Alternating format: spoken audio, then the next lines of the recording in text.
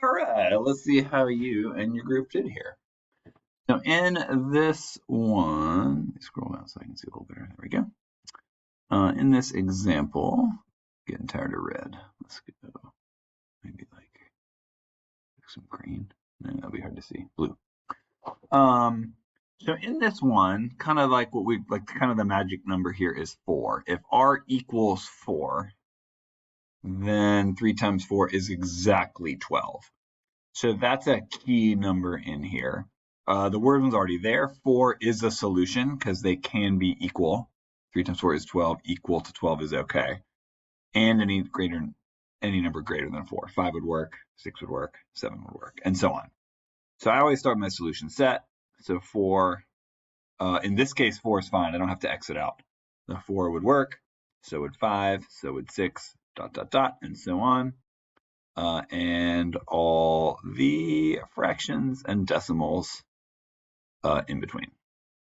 You don't have to write that necessarily, but I like to show like that I know. So those are the numbers that are fine. On the number line, we would similarly shade them. So we want to do all the numbers more than 4. That's 5, that's 6, that's 7, but we want to show that it's the numbers in between also. So we shade kind of everything. And then even the numbers between 4 and 5 are fine. And then when we get to 4, we have to ask, okay, open circle or closed circle. In this case, 4 is a solution. 4 is okay. So I want to put a big circle on it and shade it in to show that I know that 4 is part of the solution set, rather than just barely not. So closed circle should be on the 4.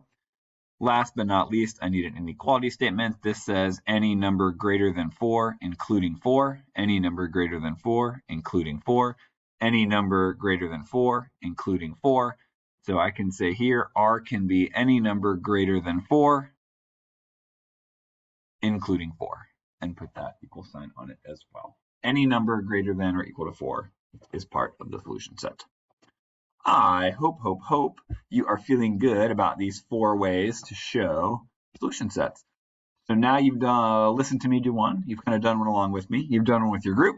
Now you are ready to check your understanding. So I believe I have 4 examples for you to do. 1, 2, 3, and 4. And of course, as you go, make sure to check your answers so that you can see if you're on track. If you're not on track, if you get going on these, like, man, I do not understand this.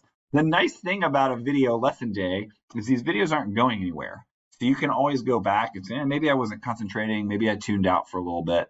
Maybe I kind of like, thought I was done before I was done. Feel free to go back through any part of this lesson at any point that you need. Your goal today is to understand, not to be done. So once you check your understanding questions are done, you may read, write, or draw. It may not be something on your computer. Unfortunately, with a sub, I'm going to leave in the plans that your computer needs to go away when you're done. The only thing you need to be doing on your computer is this. I'm going to ask you to go through the rest of the class period without your computer so that the sub can trust that you're on track with something good. But read, write, draw, work for another class, anything that's not on the computer, that's one of those, is fine. And we will take our next step forward into Proficient tomorrow. You'll notice today we're still in developing with just using numbers. But we'll start to get into some word problems that'll be on the Proficient portion of your test tomorrow. See you back here again then.